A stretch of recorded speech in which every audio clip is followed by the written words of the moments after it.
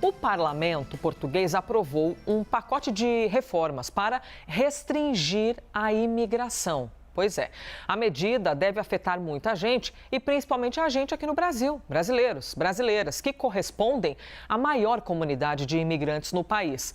Justamente sobre este assunto, bem importante agora, hein? Porque uma galera conhece alguém que vai a Portugal ou que mora em Portugal. A gente conversa com o Miguel Relvas, que é ex-parlamentar português e também colunista da CNN em Portugal. Miguel, obrigada demais pela gentileza de conversar com a gente aqui, direto Conexão Brasil-Portugal, neste assunto que é tão importante, né? Visto que afeta nós brasileiros. Bom dia. Bom dia, boa tarde aqui em Lisboa, não é?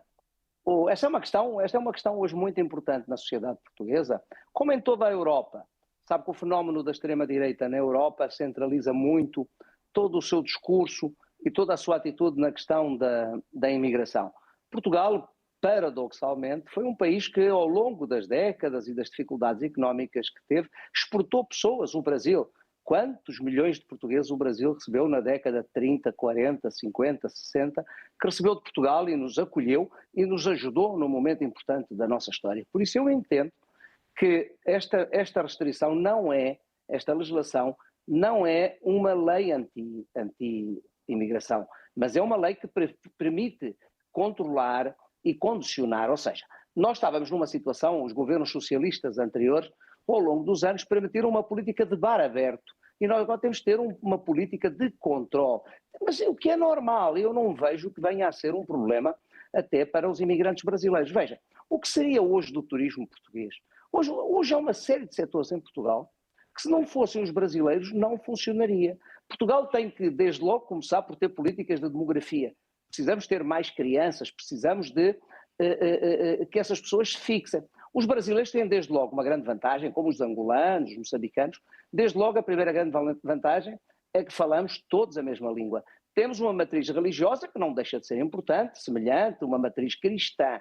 A integração de um brasileiro em Portugal é tão fácil como a minha integração no Brasil. Eu vou com muita assiduidade ao Brasil. Eu próprio tenho licença de trabalho no Brasil, privilegio muito isso. Nós não podemos cair nestes fenómenos. Veja, Elisa, não podemos cair nestes fenómenos do populismo e da extrema-direita. Vocês no Brasil também têm hoje uns populistas muito fortes.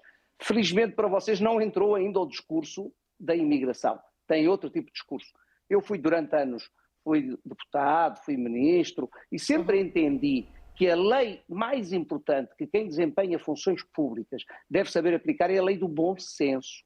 Agora, nós temos que, até porque somos um país pequeno, temos que começar a ter regras em quem entra no nosso país. E também... Miguel, diga. E até uma dúvida, para os brasileiros que já estão em Portugal, porque tem o ponto de vista de quem pretende ir, mas tem também quem mora, que é muito natural que nesses momentos as pessoas até sintam-se às vezes inseguras. Nossa, o que será que vai acontecer com a minha situação? Você pode explicar para a gente, por favor, na prática, o que já acontece com quem mora no Brasil, quem é do Brasil e mora em Portugal? Quem já está legal não tem problema nenhum. Como sabe, eu posso ir ao Brasil de férias, não tenho visto, mas não posso estar a trabalhar no Brasil se eu não tiver um visto de trabalho. As regras são iguais. O processo foi um processo que esteve lento, como eu disse, foi um processo de bar aberto. O anterior governo deixou poucas preocupações nesta matéria, até acabou com uma polícia de fronteiras.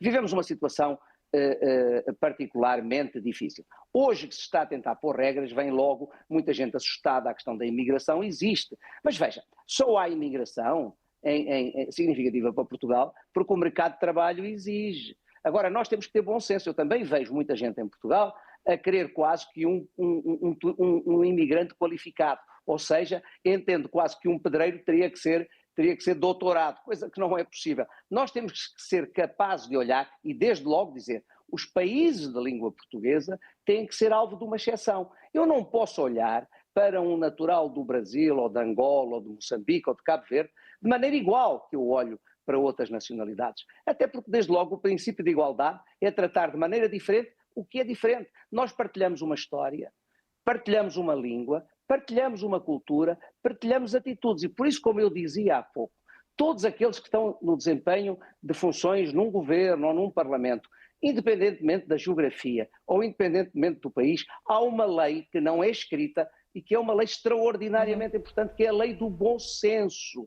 E nós percebemos que se hoje importamos pessoas para virem para cá trabalhar, é porque nós temos a nossa economia a crescer, é esse lado positivo. Portugal tem crescido nos últimos anos, o nosso PIB tem crescido, a dívida pública tem diminuído, somos capazes de gerar emprego. Portugal está na moda em termos turísticos, é permanente hoje. Hoje Lisboa tem voos para todos os continentes do mundo. Portanto, nós temos que saber olhar para isto com um lado positivo e temos que saber explicar aqueles fenómenos populistas. Nós temos um partido em Portugal que vive quase que exclusivamente do discurso contra os imigrantes, dizendo que os imigrantes são responsáveis pela insegurança. Isso é falso. Não há, ninguém é responsável pela insegurança. A insegurança é da responsabilidade do Estado. E quando o Estado não tem capacidade de ter regras, de ter forças policiais adequadas e ter políticas, não é dos imigrantes. Nós temos que ser capazes de controlar este momento. Mas sabe, não é só uma questão portuguesa. Esta questão e este discurso está a contaminar toda a Europa. E é um perigo para o futuro do crescimento económico da Europa, mas acima de tudo, é um perigo para a nossa civilização, para a nossa cultura. A Europa, se há continente no mundo que é conhecido por ser um continente de abertura, um continente de integração, onde todos cabem, particularmente aqueles que vêm por bem. E para isso nós temos que criar mecanismos que facilitem a legalização daqueles que para cá vêm trabalhar, que se defina. E nada, isto está tudo inventado. Durante o presidente... E o presidente, Miguel? Porque aqui no Brasil aprovou no Congresso, o presidente tem que vetar ou sancionar. Por aí eu não sei se o rito é igual até. Aproveita aqui a conversa contigo para a gente também conhecer sobre isso. Qual que é a tendência que vai vetar, sancionar? Pode vetar, mas a verdade é que esta lei foi aprovada com uma maioria clara e essa maioria existe no Parlamento. Mas a questão que eu devo dizer, sabe, Elisa, quem está de fora é muito contaminado com as notícias que saem. Esta não é uma lei anti-imigração. Eu até diria que é mais restritiva nas questões da nacionalidade. E essas que foram votadas, não se coloca tanto até com os brasileiros.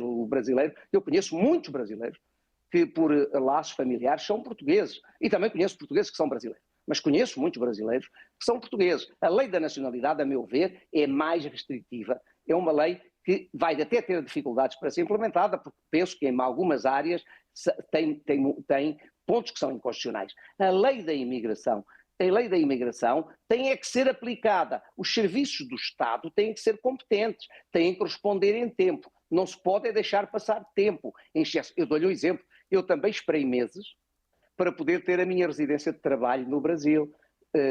Esperei meses, combati a burocracia. Sabe que se há coisa que eu acho que Portugal e o Brasil têm em comum, é uma burocracia do Estado que assusta. Eu muitas vezes até digo, já o disse em termos públicos, parece ser até uma burocracia do Estado. É inaceitável que Estados modernos, hoje, num tempo como aquele que nós hoje vivemos, de mobilidade, de acesso à informação, de acessibilidade nas decisões, se demore tanto tempo. Mas isso é porque o Estado é incompetente. E isso tem que ser o próprio Estado a fazer meia-culpa e a resolver. Eu não viveria com esta lei tão assustado em relação ao caso dos brasileiros, até porque os países de língua portuguesa, não tenho dúvidas, eu fui 20 anos deputado do partido que está hoje no governo, é um partido de centro-direita, é um partido que acredita na iniciativa privada, conheço bem o primeiro-ministro, quando eu era ministro, ele era líder parlamentar do meu partido, é uma pessoa cosmopolita, é uma pessoa com o mundo, é uma pessoa aberta, é uma pessoa que acredita na afirmação da língua portuguesa, que é aquilo que nós temos em comum. Esta entrevista que estamos aqui a fazer, distanciados por mais de 10 mil quilómetros, só é possível ser feita assim tão fácil, com milhões de pessoas a ouvir na CNN Brasil, porque falamos a mesma língua, temos a mesma atitude, temos a mesma cultura. E por isso eu digo, eu acredito que tempos mais difíceis serão ultrapassados e esta lei não vai impedir. Veja, a grande componente de imigrantes em Portugal são brasileiros. Um número muito significativo. Mas se os brasileiros fossem embora, amanhã o turismo português fechava, havia muitos setores na sociedade portuguesa que fechariam. Para além de que, nos últimos anos, nós passámos a ter um número muito significativo de brasileiros de alto nível, de brasileiros de áreas técnicas. Para lhe dar um exemplo, há 15 dias eu próprio fui orador, o ministro Gilmar Mendes organizou em Portugal um centro e uma iniciativa em que predominou a inteligência, em que vieram do Brasil centenas de oradores, tiveram, segundo as avaliações, mais de 2.500 pessoas cá. Teve a inteligência brasileira aqui, com a qual nós podemos aprender, onde foi um hino à língua portuguesa, onde debatemos a inteligência artificial, debatemos sistemas políticos, debatemos o futuro conjunto e o que é que podemos fazer no futuro. E isso é muito positivo. E isso é possível porque há esta integração. Esperemos que esses movimentos populistas de um lado e do outro, vocês também têm movimentos populistas hoje em dia na política brasileira, também são confrontados. Só que esses movimentos populistas no Brasil viraram a sua atitude e o seu discurso para valores mais conservadores. Em Portugal, o conservadorismo foi virado contra a imigração e contra os outros povos. Portugal é um país que é conhecido por dar mundos ao mundo. Nós não somos conhecidos por ter tirado, não somos conhecidos por termos desintegrado. Veja, o Brasil foi colonizado por Portugal e nós não deixámos nem 5, nem 6, nem 8 países. Deixámos o quê? Deixámos um continente. E este é o tributo da nossa história, este é o valor da nossa história. Muito bom que nós possamos ter esta conexão aqui entre Brasil e Portugal, essa nossa ligação. Afinal, somos a mesma emissora de comunicação, CNN, espalhados, né, em vários lugares e aqui conectados pela nossa... Se a Elisa vier a Portugal, vai sentir que aquilo que eu estou a dizer não é propaganda, é a realidade. Os brasileiros em Portugal são bem recebidos. Também olhamos com atenção. Hoje em dia, a penetração do PCC em Portugal preocupa muito a realidade portuguesa, temos que combater essa mesma realidade, temos que ser capazes de ultrapassar essas situações, mas quem tem que governar e quem tem que tomar decisões sabe ao que vai, sabe que não vai para a tarefa fácil. Quem quer ir para um governo de um país, quem quer ter a responsabilidade de governar um país, tem que estar à altura dessas mesmas responsabilidades. Pois é, o desafio do poder público. Miguel Relvas, ex-ministro adjunto do primeiro-ministro de Portugal e também colunista da CNN Portugal. Um abraço nosso aqui do Brasil, Miguel. Muito obrigado. Igualmente, sim. Tá, muito obrigado. Fantástico, hein? A gente poder fazer essa conexão, mesma língua. O sotaque, né, às vezes gera um desafio. Mas aqui dentro do Brasil, a gente não tem, às vezes, o desafio mesmo de quem é de um lugar, às vezes, compreender o sotaque de outro. E é o mesmo desafio que a gente tem aqui ao ouvir a língua portuguesa e eles também quando nos ouvem. Mas fantástico, né? A gente poder estar conectado pelo nosso português. Sensacional.